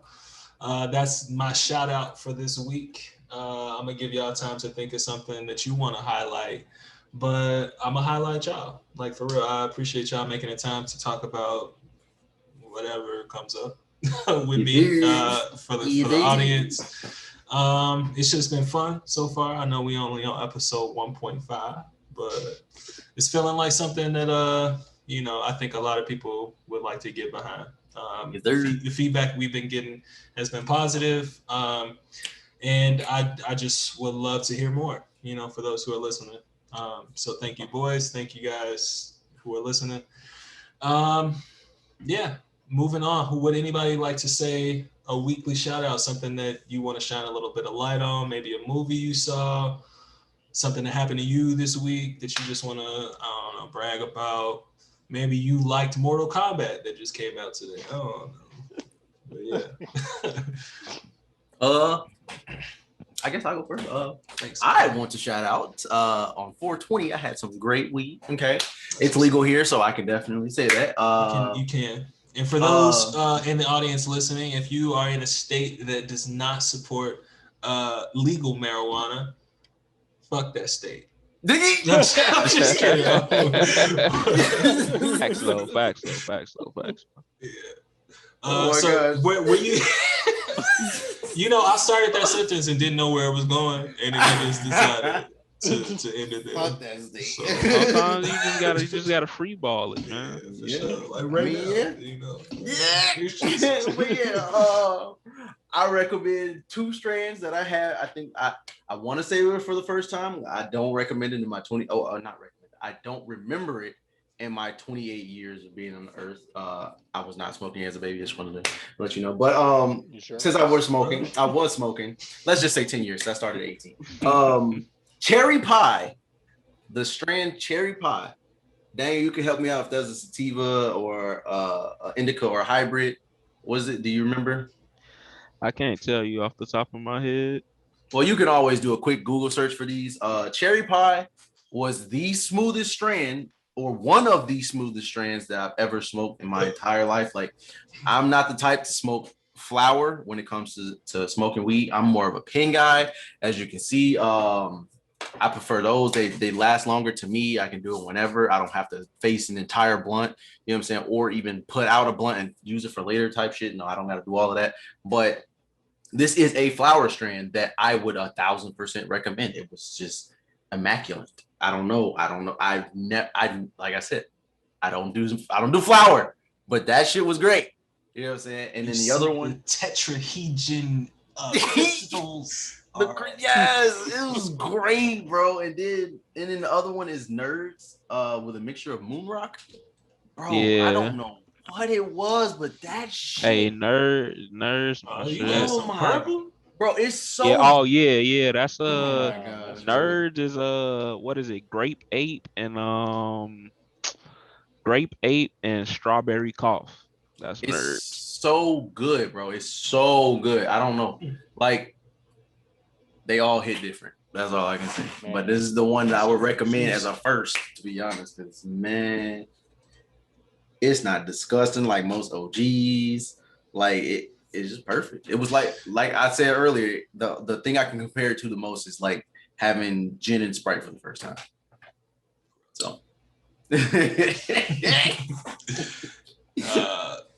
Gin is not my drink at all. But yeah, thank you for sharing those strengths in your 420, my boy. Marco, Daniel, who would like to share their highlight next? What happened this week that you fuck with? I want to shout out the Godzilla versus Kong movie, man. It was really good. It delivered for the 2 hours that we got from it. If you guys haven't seen it yet, well, you had like 2-3 weeks to see it, so I don't care if I'm spoiling it for you.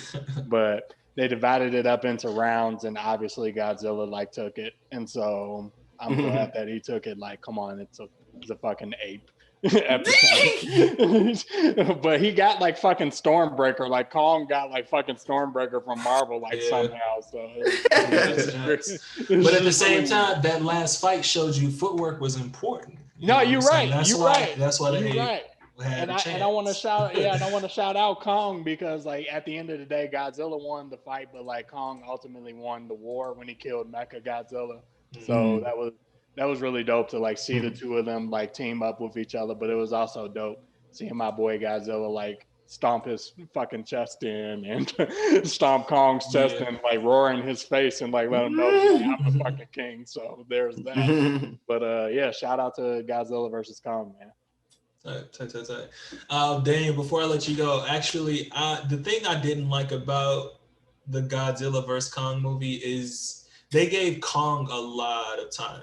It was a Kong movie more than anything, and then I just wish that they had we got a little bit of alone time with Godzilla too, because he was mostly just an asshole the whole time. You know? I mean, it was cool, but like he just wasn't representative of the movies that we've seen of Godzilla before, more fully. So that's the only gripe that I had for real with it.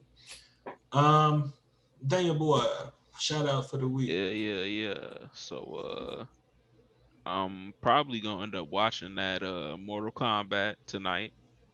Got to. So I'm a Mortal Kombat fan. I guess shout out to the 420 thing, since I was there with that. And then anything else? Not really. I was hoping to get an Outriders patch, today, yesterday or something, but I guess not. So, I guess that's it. Hopefully this movie is pretty good. Yeah, dude. I would say go in with no expectations and you'll be okay. By the way, Jaleesa doesn't like okay. Kong versus Godzilla. Me nor the audience knows fully who Jaleesa is, but I don't think we're getting a good picture of this girl. Wait. About the Mortal Kombat. I'm mainly talking to Daniel when I say it though. About the Mortal Kombat though. So, how do you feel about the ones from the 90s? I actually really fucked with the first movie. And I like the music from it too, to be honest. So you didn't like the next one? I don't remember it as fondly as the second. I mean, as the first one was terrible. I think I watched the second one once or twice, maybe just once. But the first one, I saw that maybe like a dozen times. That shit, it's actually kind of good. I'm the same way. I've seen the first one probably like a dozen times, and I've seen the second one probably like 5 something. But I like them. I like them both. But apparently a lot of people think that they're bad. So when you said go in with no expectations or whatever, I want to know, how did you feel about the old ones? So yeah. I went in with the love of the first one, and I actually fell asleep in the middle of the Mortal Kombat. So I'm gonna finish it tonight, I guess. But the first half, it's a movie, you know. I did like the homages to the games, though. There was scenes where they're talking about like, oh, I've been doing this research for years and shit like that, you know, whatever. Sonya Blade, head ass, basic white girl. Anyway, she in her research, she actually shows like some old Mortal Kombat characters like Nighthawk, which isn't in the movie for great reasons because it's a racist ass character. And the Aztec warrior too, the sun dude. They show they show him a little bit, not in there's just in pictures, but like Easter eggs like that, I appreciate it. Yeah, but the movie, that's another question. Don't do that again. Yeah, second time. All right, so I guess we went over a lot of time. I apologize to not just the audience, but to you guys. I appreciate you giving me time on a Friday to talk about a bunch of bullshit. But I appreciate it for real. So before I sign off the show, would you guys like to share any plugs, social media, things like that for people to check y'all out on? I'll go ahead and I guess go to the left to Clay because last time he got cut off. Oh yeah, my Twitter handle, I'm different in all caps spelled backwards. It should be in the description. But it's I'm different all caps. I'm _different but spelled backwards. That's my Twitter handle. I don't use Twitter much, but maybe you guys can give me a reason to use it. So there's that. I do have my notifications on, so follows and stuff like that and mentions come to my phone and my Twitch channel. I be standing with 1G. I be standing. I stream every once in a while. But if you want to know what I stream, come and find out. Yeah, that's what I was gonna ask. Do you have a stream schedule? But I know it's pretty sporadic. I get the notification bells. Yeah. I'll definitely be streaming Resident Evil when it comes out. Back 4 Blood when it comes out. I stream Outriders every once in a while. I'm so excited for Resident Evil. Let's keep it going. Thank you, Clay. Marco, my cuz, my boy. What you got to plug this week? The Winslow. Yeah, y'all follow me on Twitch, the Winslow Gamer. You can come through, watch me miss hatchet throws with the Huntress, or get my ass beaten ranked on Dragon Ball, or rage in Mortal Kombat because that game is fucking broken. But yeah, like come through, have some good times, good laughs, be entertained, and I can't wait till Resident Evil come out. That's gonna be a lot of fun. So yeah, come through for sure. Daniel, what? Yo, so I don't stream, but I do have a Twitter. Y'all can reach me at The Realist, THA, and it's not realist as in, you know, I'm the realist, but REALIST 92. You feel me? So the realist. Yeah, there you go.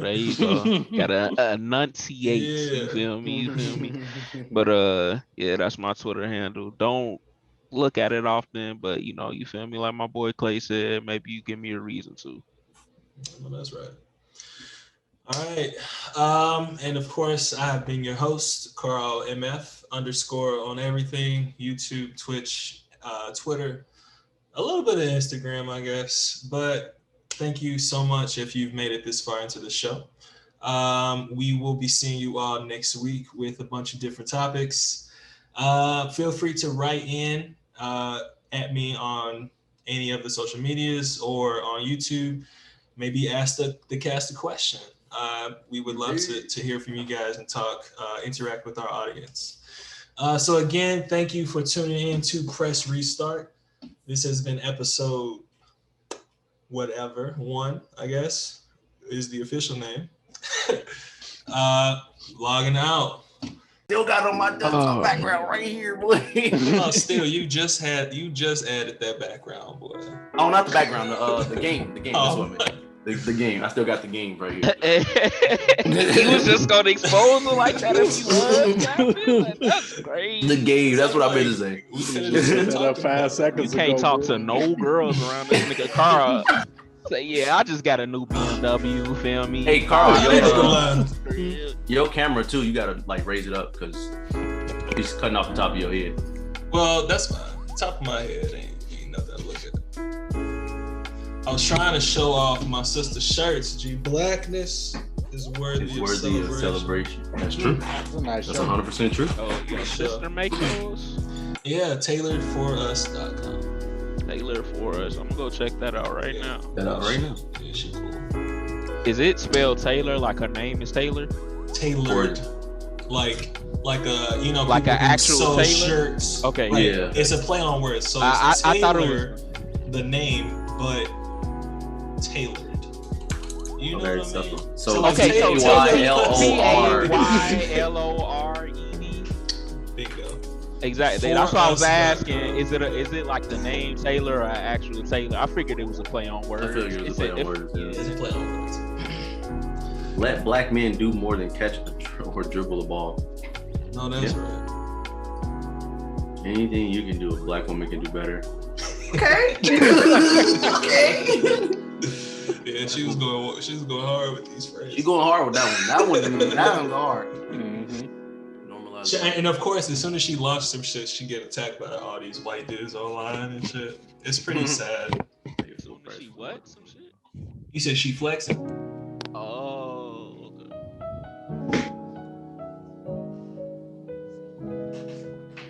Is my mic doing that thing? Could y'all even hear it last week? The beat? I didn't hear it. No. I listened to it. I bet. Well, I got a new mic anyway. Nah, this is hilarious. I see this one. The T. This is definitely you 100%. You Black talking man about Reed. Oh yeah. Yeah, you got the Demon Slayer Hell yeah. in this bitch. Man, that was such a good Black manga. man be chubby. Oh, that's kind of nice. Hey, bro. It's body positive. Shit, come on. Yeah, I know that's a nice shirt. Black man be heard. Y'all sipping on anything yet? Oh yeah, I got the Jose Cuervo with some OJ. Oh shit! True. Gross.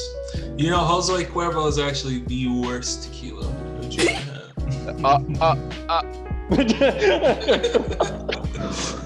This man almost left the call. You sound slighted.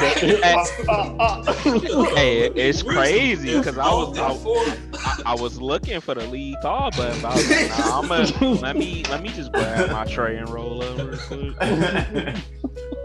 Oh man. Yeah, that's how I feel. And I thought, Casamigos, that's a good ass tequila. I'm gonna try it. I'm gonna try it. If you can find it. I've only seen it out here. Might be a local brand. I swear Wow. it sound familiar, bruh. But bro, every time you say it, I picture a nigga in a sombrero on the front of a label. Like, I swear I seen that label somewhere. Yeah, man, I can just see it. Excuse me.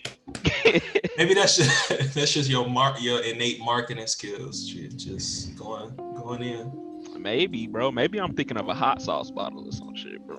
Oh shit! Oh yeah, you are Tapatio.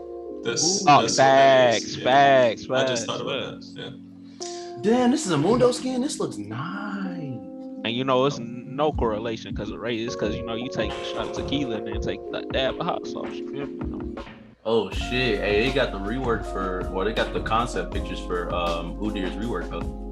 Oh, I see it. I've never seen this bottle before in my life. Like, what brand is this? Huh. Do they make this too? See, man, I'm out here sipping out the straw again. Do they make that? What I don't know how to say this, but Class Azul Respada tequila. I know What you just said. I don't think so. I don't think they make Bro, I don't even know what I just said, dude. I know he talking about I think Luna Azul. That tequila. It come in this weird blue and white bottle. Yeah, Luna Azul. Yeah. Okay. I know what you're talking about. That shit definitely don't say Luna. It's CLASE.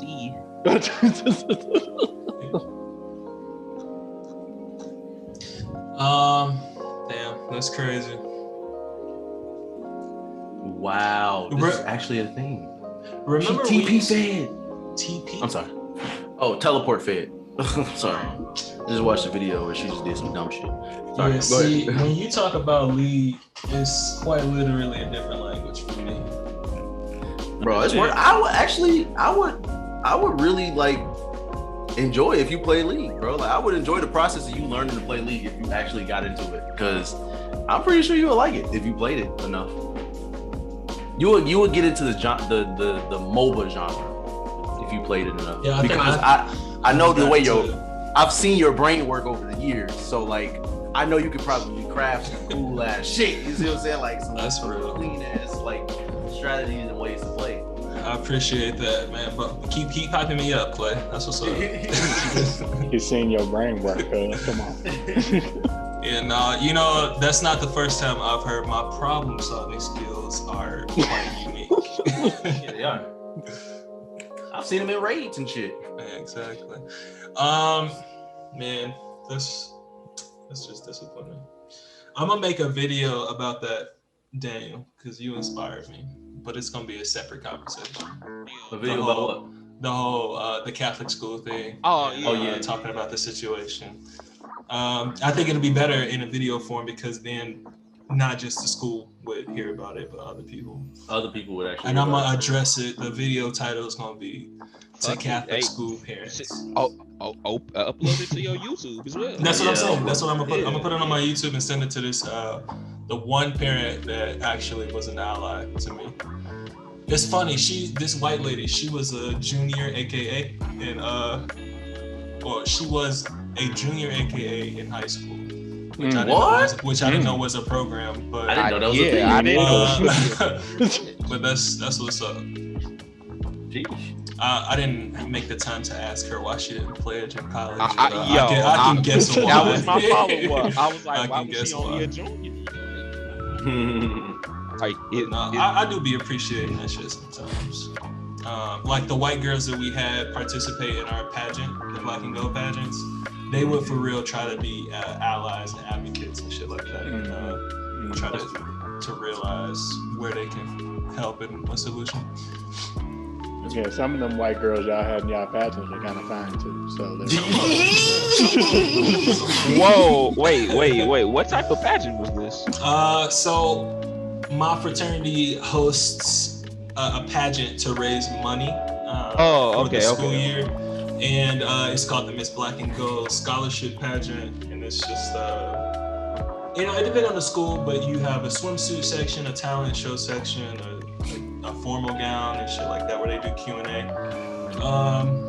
So we just work with these girls for like 3-4 months on the show and then crown one of them as a winner. Mm-hmm. And it was actually one of my favorite experiences in college, hands down. This was in college. Okay. The last show, my alpha days. The last show. Yeah, that was the first show I hosted, actually, the one you came up to, you and your friends. Yeah. Man, that was so hard to put on, G. It was crazy. It's so many moving parts into like putting on like shows and things like that. It was a good experience. I always wanted to ask you, what made you move? Move where?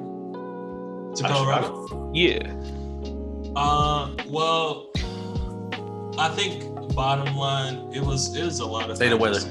But the bottom line was my mama. To be honest, my mama is so overprotective, man, and it's to the point where when I got back from college, I wasn't in Chicago then as well. Like I would have to like let her know when I was leaving, where I was at, all hours of the day. Like it was just really annoying. So that's what really inspired me to like try and find somewhere to get about.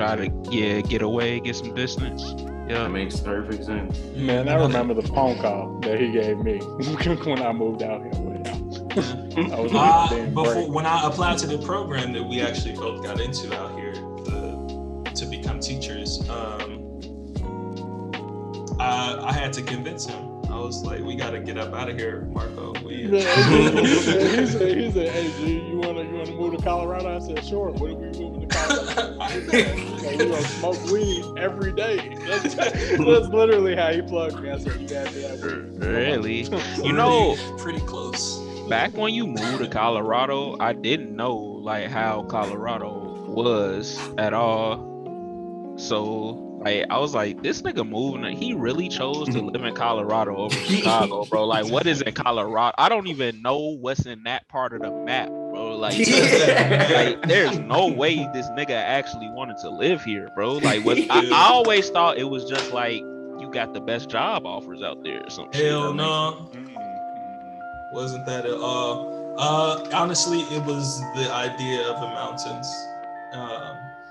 How many times you been to the mountains? Quite a bit. Okay. In the summers I go hiking. Marco, when we first moved out here, me and Marco would actually go hiking. Pretty often. I don't know. It's just nice to get into nature sometimes. I'm gonna be out there next year. I've seen cougars. Well, I don't know if it was a cougar or a mountain lion. Probably a mountain lion, but I've seen those like. I thought we were talking about the women. Goats. Smart man. I've also seen some cougars. I thought we were talking about women. I mean, that too. If Miss Sullivan listening, you a freak, girl. I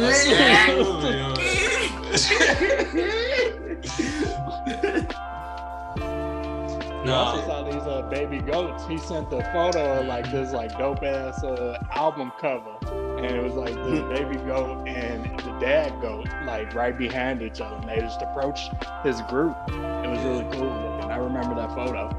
Nice. I had before that photo actually, I had twisted my ankle to it. Oh wow. Yeah. And then this nice white man at the top of the hill patched me up. Yeah, I remember that too. I remember you telling me that when you got back.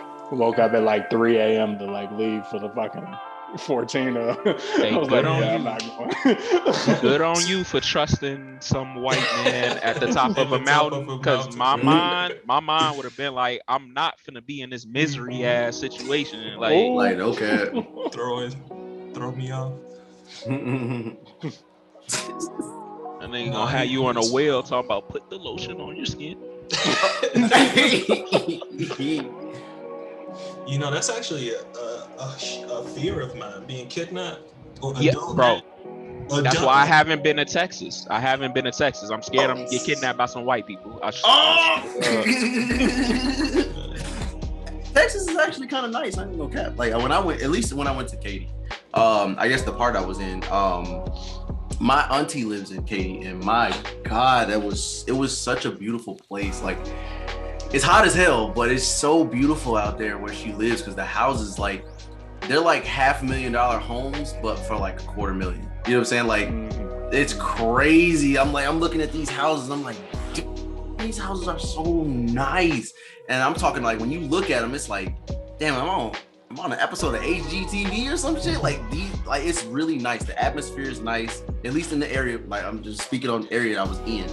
The atmosphere is really, really nice. It was calm. It was like really good living. You know what I'm saying? Like, you know, where you go to like burbs and stuff like that. It's not a gated community, but it's like that one dip off spot, like where you turn and then it's like a whole entire community. That's what that area was. You know what I'm saying? So you went in and then it's like this huge community of houses. People like they live so carefree that they leave their garage doors open at all times of the day. The actual main door and the screen doors closed, but the main doors open to their houses. Like it's just lovely. It's a really, really, really, really nice atmosphere out there. And I fuck with that. Must be nice to live without fear. That shit is not living without fear. They have hella guns. They want you to come in so they get their shot off. They actually that's a challenge. You, yeah. Right, legit, like, I dare you. Yeah, no, that makes sense. Oh my God. He said they challenging. Before we get started, let me pull up a little bit more.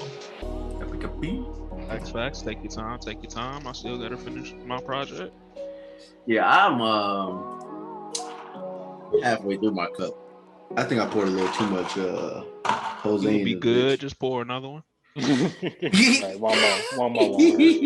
Let me get my pee in. Actually, I can smoke a little bit. You know, I'm gonna suck at video games after this episode, but fuck it, we on it. You playing a PvE ass game, like. I'm talking about for League. I gotta hop back on League to finish these missions. Cause I have, you know how I bought the fucking battle pass, so I gotta finish the fucking missions. Sadly, I don't know, bro. I might be done with League. I don't know. We'll see what happens when Earth come back just around. trying to get me into League? Me? no, he was just explaining. That's me. Oh no, I was just explaining. No, I didn't say my personal opinion is don't even play this shit. Yeah, it's not my type of game. Bro, it's not healthy, bro. Why, it might is be it fun toxic at or first. something? It's toxic as hell. I bullshit you not. It's toxic as fuck. Like 1,000,000% toxic, bro. You will face like all types of adversity. If you were frustrated teaching, good example, bro. You said you was frustrated at the last teaching gig you had, like you couldn't even teach your lessons and shit. Imagine being in a game, a league game, and you see the win conditions and what you need to do to get this game to get like the game over and ended and get the dub. But you instruct your team like, hey, maybe we should do this. We should get this. Hey, they're up top lane. Maybe we should rotate to this objective. And then they're telling you, shut up. They're ignoring you. They're spam pinging you. They're saying, ha ha, your mom's stupid and shit. Like, you're trying to win the game. That's how people do. That's what people do. It's not just once every 2-3 games. Like, yeah, bro, it's damn near every game. Every damn game, almost. You're gonna get so frustrated because there are gonna be a lot of games where you lose and it is not your fault. Remember, I was telling you that game when I was playing, I said that Samira sucked. She literally did not know how to play the game, bro. She kept going in. She was late to team fights. She would split push all game. Like, it was terrible, bro. Like, you're ADC. You're not supposed to be split